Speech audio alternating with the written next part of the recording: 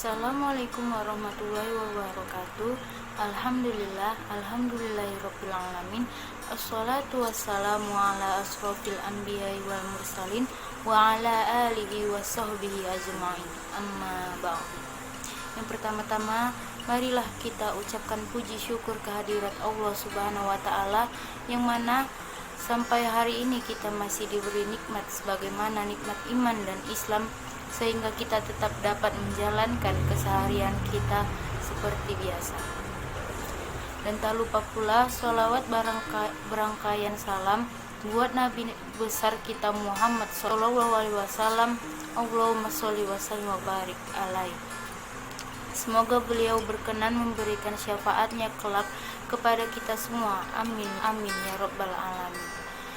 Yang saya hormati Ibu dosen pengampu mata kuliah Bahasa Indonesia, yaitu Ibu Junaida MPD, dan yang saya banggakan teman-teman seperjuangan sekalian.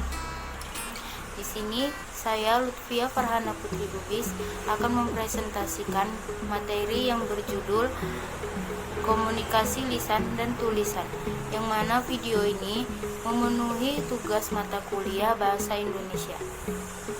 Baiklah, langsung saja ke materinya, yaitu A. Pentingnya komunikasi bagi manusia, yaitu 1. Komunikasi adalah proses yang menggambarkan siapa mengatakan apa, dengan cara apa, kepada siapa, dengan efek apa.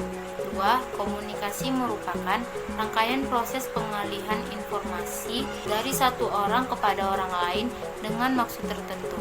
3. Komunikasi adalah seni menyampaikan informasi, ide, dan sikap seseorang kepada orang lain. Secara umum, komunikasi berasal dari bahasa Latin, yaitu communication, yang berarti pemberitahuan atau pertukaran pikiran. B. Komunikasi lisan dan tulisan. Komunikasi lisan merupakan suatu hubungan yang efektif yang dilakukan oleh dua orang atau lebih guna mencapai suatu tujuan yang diinginkan bersama, baik dari pihak komunikator maupun komunikan. Adapun sifat khusus komunikasi lisan, yaitu 1. Produksinya menggunakan alat bicara, sedangkan penerimanya menggunakan indera pendengaran. 2. Kecuali dalam komunikasi telepon atau komunikasi lisan dalam kegelapan, penerima dan pengirim saling melihat wajah dan tubuh masing-masing. 3. Kecuali dalam menerima komunikasi melalui rekaman, pada dasarnya tidak ada jarak waktu antara produksi dan penerima. Kemudian, komunikasi tertulis. Komunikasi tertulis adalah membaca dan menulis. Kedua ragam komunikasi tertulis ini tidak dapat dipisahkan satu sama lain, saling terkait erat. Seseorang membaca suatu teks atau menerima dan memahami pesan tertulis karena ada yang menulis. Sebaliknya, seorang menulis karena ingin menyampaikan ide, informasi, atau perasaannya kepada orang lain.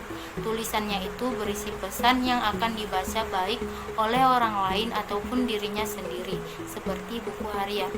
C. Perbedaan komunikasi lisan dan tulisan. 1. Komunikasi lisan. Komunikasi lisan yaitu suatu proses di mana seorang pembicara berinteraksi secara lisan terhadap komunikan untuk mempengaruhi tingkah laku penerima. Komunikasi ini dapat dilakukan dalam bentuk percakapan interpersonal secara tatap muka, melalui telepon, radio, dan lain sebagainya. 2. Komunikasi tulisan. Komunikasi tulisan yaitu suatu keputusan yang disampaikan oleh komunikan melalui simbol-simbol yang dituliskan pada kertas atau tempat lain yang bisa dibaca, kemudian disampaikan pada orang dimaksudkan. D. Jenis-jenis komunikasi. 1. Komunikasi verbal. Di dalam komunikasi verbal ada beberapa aspek-aspek di dalamnya, yaitu vocabulary, pitching atau kecepatan, intonasi suara, humor, singkat dan jelas, timing atau waktu yang tepat.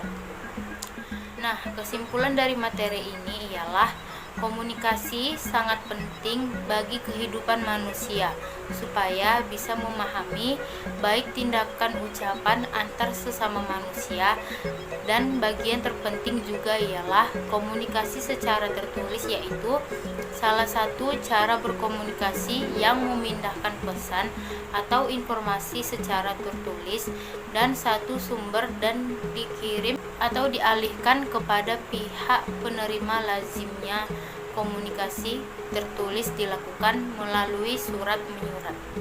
Baiklah, sampai di sini saja video presentasi ini. Kalau ada salah-salah kata, saya minta maaf. Semoga video ini bermanfaat bagi kita semua. Wal akhir kalam.